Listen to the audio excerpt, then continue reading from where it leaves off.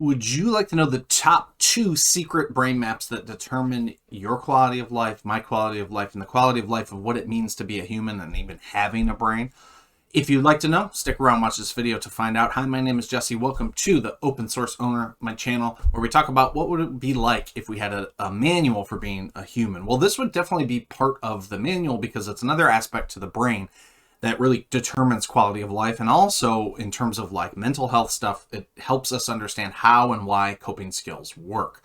The first thing to know about these 2 secrets is you have one secret part of the brain that's called the default mode network. The reason it's called a network is because it involves multiple parts of the brain interacting at the same time or in conjunction with the other. When patients are told to not think sitting in a brain scanner of some type, the brain will then go into what's referred to now and has been identified as the default mode or the default mode network. And it's basically a background, sort of always on state of the human brain that's associated with worry and stress-based thoughts. So a lot of those 80,000 thoughts that we have per day are in the subconscious realm, and they would fall into the default mode network where we're not really aware that we're having them, but they're sort of spinning through our brain and sort of the background information in what's going on in the world. They're not necessarily connected to life events or things that are actually happening. They're more just background worries and stress-based thoughts.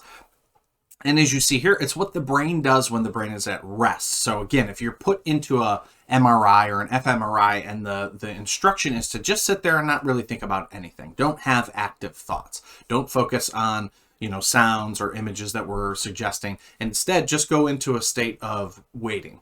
And then that's exactly the moment that the brain goes into this default mode network. The default network is on when our brain is not in the task positive network. So when one aspect is on, when we're focused on a task, and we'll talk about that in a second, but when we're focused on a task, when we're engaged in something that is meaningful to us, then the default mode network is silenced. However, the moment that goes away, the moment that we're idle and we have nothing else going on, maybe we're just driving or we're at work with some downtime, that's when the brain goes into this default mode, sort of chatter brain sort of mode, you could think of it as.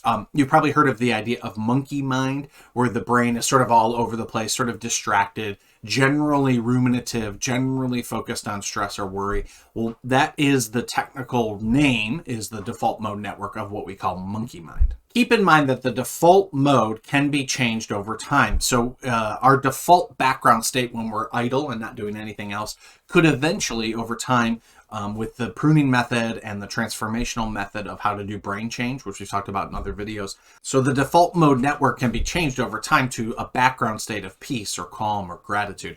And I say here, just ask the monks, because this is how we know this information. When you put people who are professional meditators, professional workers with their mind and their internal states, what you see is in their fMRI background scans, and you tell a monk who, again, is a professional meditator, they've meditated 40,000 hours or more over their lifetime, and you say, okay, just sit there and don't have any thoughts, then their brains behave completely differently. And what it ends up being, at least in my understanding, is the default mode network has been rewritten. They basically have chosen to write a default mode network of peace or gratitude or even higher states like love, background, sort of compassion. And so that's what they will default to when their brain is at rest. And that didn't just happen. They weren't just born that way. They learned that skill over time. So this is one of the primary reasons that meditation practices or mindfulness practices, and those are 2 separate things, and there's many variations on both of those practices, but both of them would be typically able to rewrite and eventually reprogram our default mode network, because those 2 practices specifically are working with the default mode network, recognizing how the brain churns thoughts and practicing letting go or practicing being more aware of something in the present moment, aka mindfulness. And with meditation, practicing sort of like recognizing and labeling our thinking and then letting it go, letting it move on like clouds through the sky or a whirlpool in a river flowing by. So the default mode network we could really blame on if you have background stress or anxiety all the time, or if you have worry-based thinking, then basically, essentially what's happening in your brain is your default mode network is just rolling all the time. It's sort of, in a way, it needs boundaries. It needs to be trained like a dog or like some type of animal that is just out of control or hasn't been fully properly trained. And the brain definitely more than a dog needs training, because the brain left to its own devices, especially in a disconnected modern world, can really move into that worry and stress-based thoughts, to the point that it's actually, a detriment to their quality, to one's quality of life. So what's the other one? Well, we already talked about this a bit, but the task positive network then is the one that we want to favor. It's the aspect, it's the network effect of the brain that's associated with flow state, feeling good, and turning off that default mode network. Give the brain a task and it is happy. So what kind of task? Well, it could be anything from a task that you must really deeply concentrate on for a long period of time. Like say you're a professional scientist and you have to really focus, or you're an author and you're really focusing, something like that. But it could also be a very mindless task, or a sort of gentle task like knitting or coloring or stuff like that. But as long as the brain has a task, then it is happy. And by happy, we basically mean the background state of worry and stress-based thoughts that the default mode network is involved in is shut down or silenced when we are involved in some type of task. So examples of this would be flow in general. So flow is the most happy state for the brain in general. And when we're in flow, we feel a sense of timelessness, or we lose sense of self and autobiography, and we have a sense of inner criticism sort of disappears. We're not being critical in a flow state. Obvious examples of flow could be engaging in music, even if you're just listening to music, but you're really into the lyrics and the drums and the song itself, and especially if you're playing music, and especially if you're playing music with others.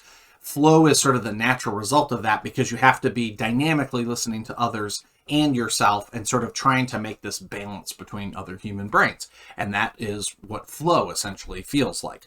Another way to get into flow state is dance. Of course, any type of dance can get us into flow. Sex, sports, games, play, exercise. There's many, many, many ways to be into flow. And I've heard recently that you could think of flow as hot flow and cool flow. And hot flow is like really active things like skiing or like surfing or something like that. That gets you fully into the moment, gets you out of your self-criticism, but it's very active, it's very engaged. Whereas cool flow is like a good deep dialogue that you're having with somebody, where you're really tuned into somebody, you're really vibing with somebody. That's also a flow state, but it's more of a slow, steady burn than like the hot flow. So that could be helpful to think about it.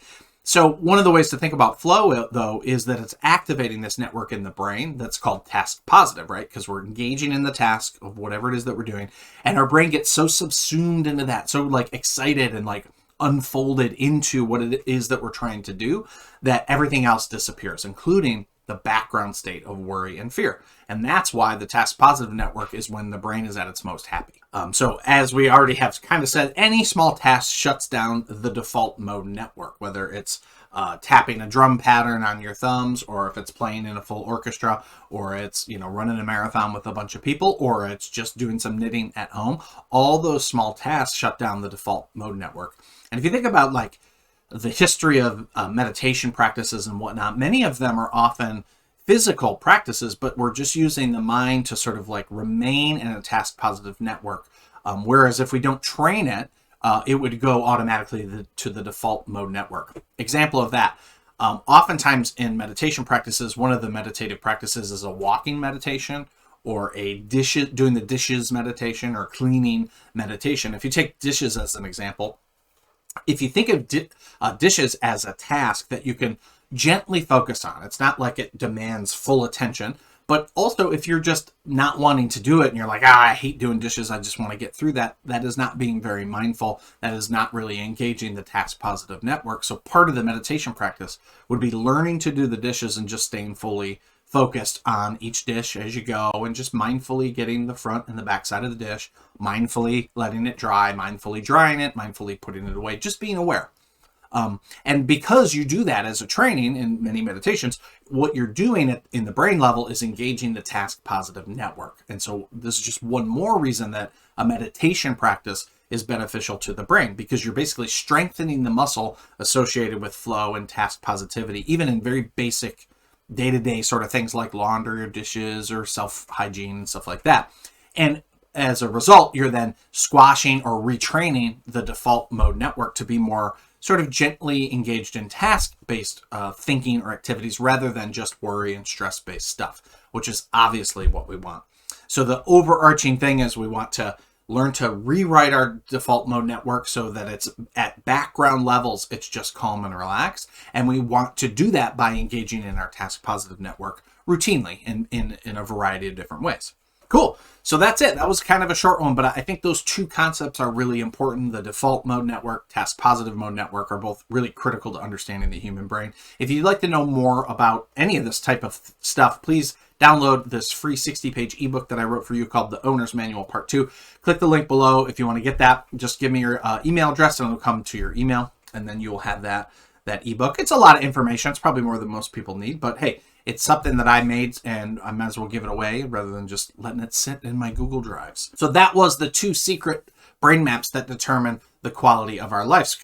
If we think about quality of life, we don't want to live in a state where we're experiencing stress and worry more often than we're not, right? So in order to understand that, then we have to understand the default mode network and how to sort of turn that off and eventually over time rewrite our default mode network. And if you don't know about the task positive network, that would be a very hard thing to do. If you don't know about the default mode network, you might not ever have an insight about why your brain sort of challenges you with stress and worry. But now that you know that, hopefully that'll sort of like begin to make sense of it. And then all you really need to do, at least in this simplified model, is to engage more regularly, especially when you're feeling that worry and fear, into some type of flow activity.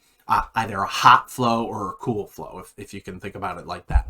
So anyway, I hope that was helpful. Thank you guys so much for watching. Please, if you liked it, if you made it this far, like, subscribe, and comment. All that sort of stuff helps grow the engagement, helps grow the channel. Leave any comments. What do you do to get out of the default mode network? What types of things do you engage in? And, you know, tell us about those. Have those shifted over time? Did something used to work for you and it no longer works for you? What's working for you now? Leave all that in the comments and I'll feedback on that and get back to you. I appreciate you guys. Thank you so much. Hope you enjoyed the video. We'll see you on the next one. Bye-bye.